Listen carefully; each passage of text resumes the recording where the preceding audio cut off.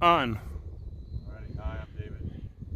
This is our brand new to us 527-55 is about JCB front end loader. I wanted to shoot a little bit of video in order to walk you through the things you want to do every time you get started, so that you have done things to keep yourself safe should anything happen. I was brought up, you always need to prep a machine before you turn key, first time on the day at the very least, or even first time you're stepping into it, just so that you know the status of the machine. First and foremost, under the hood, we locked up here at London. Under the hood, first and foremost, we're checking hydraulic fluid, which we have got plenty, you can see in the window, and engine oil, which is in behind here. I'm going to try to be careful not to let that hit anything. It's been run, so it's going to take a second try. But if it sits still, the first time out should show you what you need to see.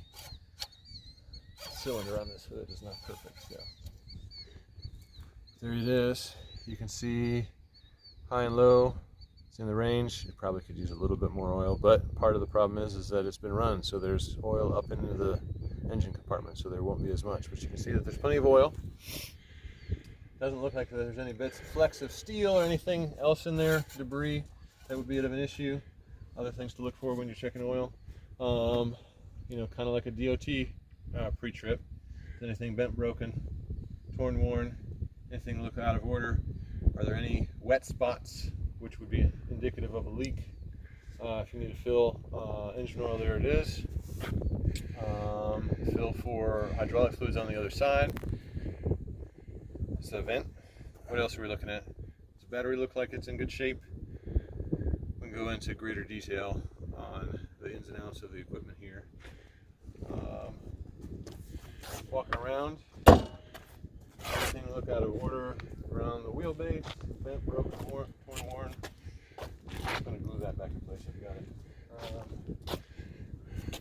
Any hoses, anything torn, anything look out of order there. We want to grease it at least on a weekly basis, not more frequently. There's your fill for hydraulic fluid. Is there anything out of over here? Things like this pin here on the bucket. I want to make sure that the bucket doesn't come off in the middle of operating. Does all that mechanism look proper? Just do a walk around. Buy yourself an insurance policy. Try not to fall. Buy yourself an insurance policy so you know that there's nothing stupid that you could have caught before it became a problem. I've seen it. Inside the cab. Gosh, I'm not sure how I'm going to do this. Oh, can you hold the door? So keys in the ignition. It's got 1, 2, 3 stages. I'm going to make sure that I guess I'll walk you through before the engine's running. Push that button is forward, back is reverse, in the middle is neutral. This control is the boom extends, the boom contracts. This is the main boom down, up, and to you, away from you is to tip the bucket away. To you is to pull the bucket tip towards you. Controls there. This is the emergency kill switch. If when in doubt, you got a problem, kill it. Just by stomping on that. Some standard lights, flashers, things like this, relatively self-explanatory.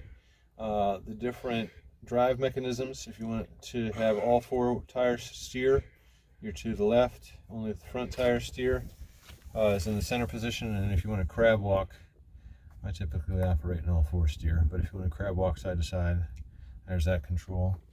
Turn signal, lights. This is the air conditioning. This is fan. No longer has any air conditioning. And I think that's the beginning. Stand on the brake when you're ready to turn key. Sometimes you'll get hung up in the second position and you get all the way to third in order to turn the engine over. Are you ready? Your business.